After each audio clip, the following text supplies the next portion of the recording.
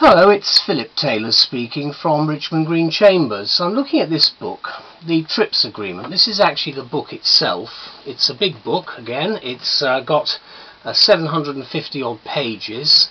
It's a substantial work. You can probably see it here if I open it up.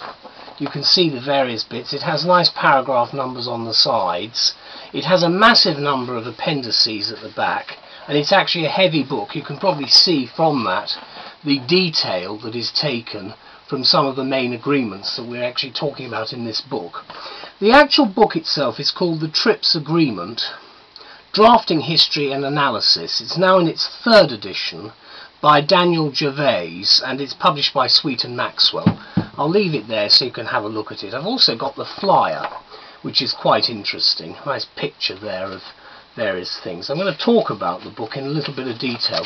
You can see from the inside what it's actually got, a whole range of very detailed information about what is actually a very complex area. Anyway, I'm going to have a little look at it, and I'll talk in a bit more detail about what we've got here with this book.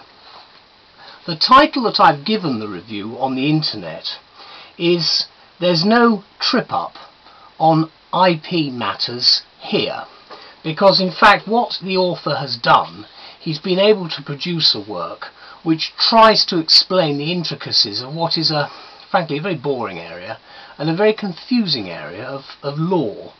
And what we need to do is really have a look at what we're talking about here. You may already know this, but in fact it needs to be reminded, perhaps, for some who forget, that TRIPS means the following: trade-related aspects of international property rights. So we're looking at IP, we're looking internationally at IP, and we're looking at the trade implications. So you can see it's an important area, and of course there's a lot of money involved. As Gervais attests in this very thorough and detailed guide, it aims to provide a complete set of tools to understand the unique mixture of trade rules and intellectual property concepts which we know as TRIPS and the TRIPS Agreement.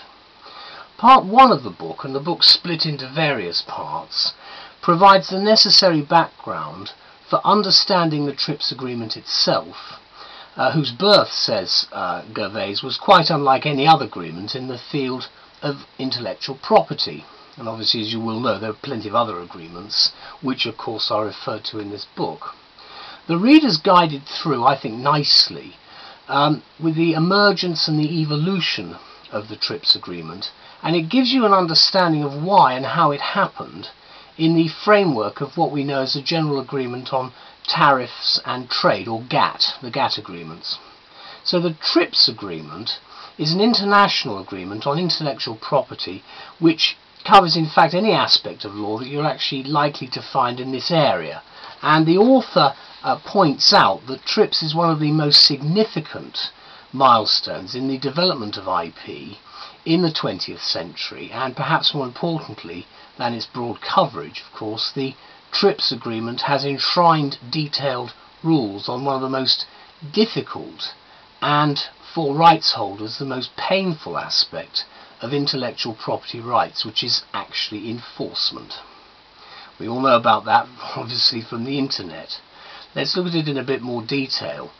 Gervais himself is an international expert on the subject, Professor of Law at and Director of the IP programme at Vanderbilt University, and he's got a whole range of other massive qualifications that makes him eminently suited to write this work. What we've got after part 1 of the book, which is the general stuff, is we've got part 2, which examines the detail, and it looks at the provisions of the TRIPS Agreement itself.